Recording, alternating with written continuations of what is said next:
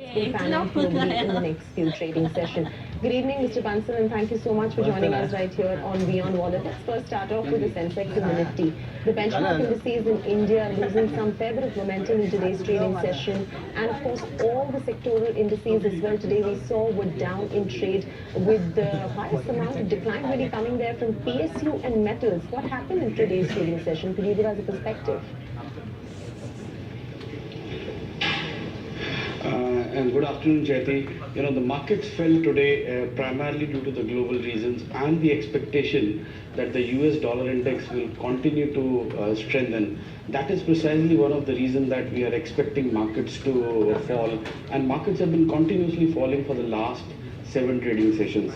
So primarily on account of dollar index expectation to rise over the next couple of trading sessions, we saw that the Indian markets fell today. Now, before I come to the American markets, really, do you think the global economy, as far as the average GDP is concerned, is likely to be better in 2017 going forward or not? And this I say because Bank of America Merrill Lynch today has just published a report, really, that reads that the global as far as the world GDP is concerned, it would probably see a 3.5% growth. Are you in agreement with that figure? And what's your sense of how the global economy would pan out in 2017? Our sense is that the global economy will be led by US instead of China because of the huge investments which are likely in the US infrastructure to the tune of $1 trillion with the new administration coming over. That is something which will revive the world economy.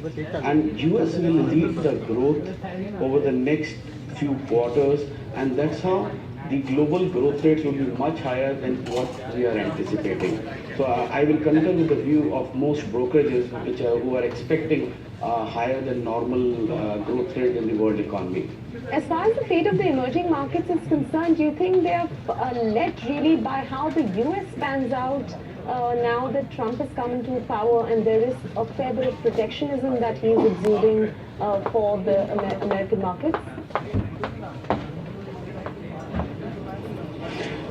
Yes, Jyoti, if you were to see, primarily most of the big movements in the markets are led by the interest rate movements.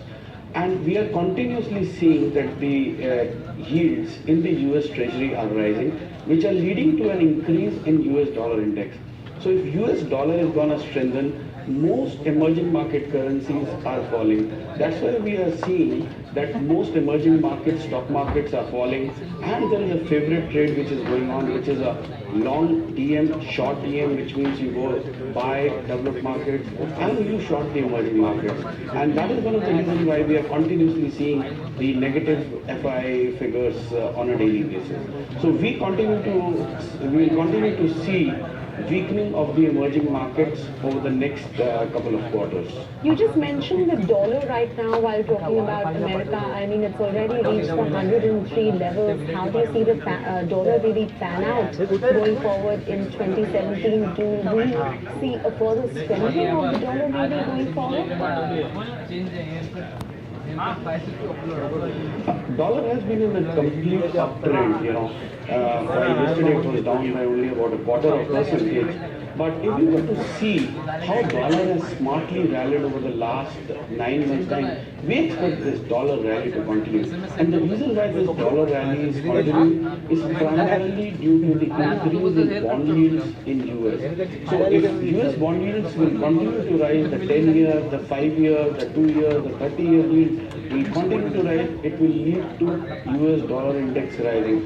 Just to give you a small stat, currently our dollar index is at a level of about 102, 103. But if we go back to Feb 1985, I'm talking about roughly about 30 years back, the dollar index was at about 164. After that, it slowly came down. It hit a low of 80 levels sometime in May 2014. And currently we are at 103. So the dollar rally we expect to continue for a period of time because of what Donald Trump is likely to do. All right, thank you so much, Mr. Bansal, for joining with that quick update of the global markets. And of course, along with the dollar rally, what's interesting to note is the rally that we're seeing on the Dow, the S&P, and the Nasdaq as well, with the Dow being just a little shy of the 20,000 mark. And we will keep tracking that index in much detail and keep bringing you updates on how the rally the American markets are really seeing. That's it for now from the entire team.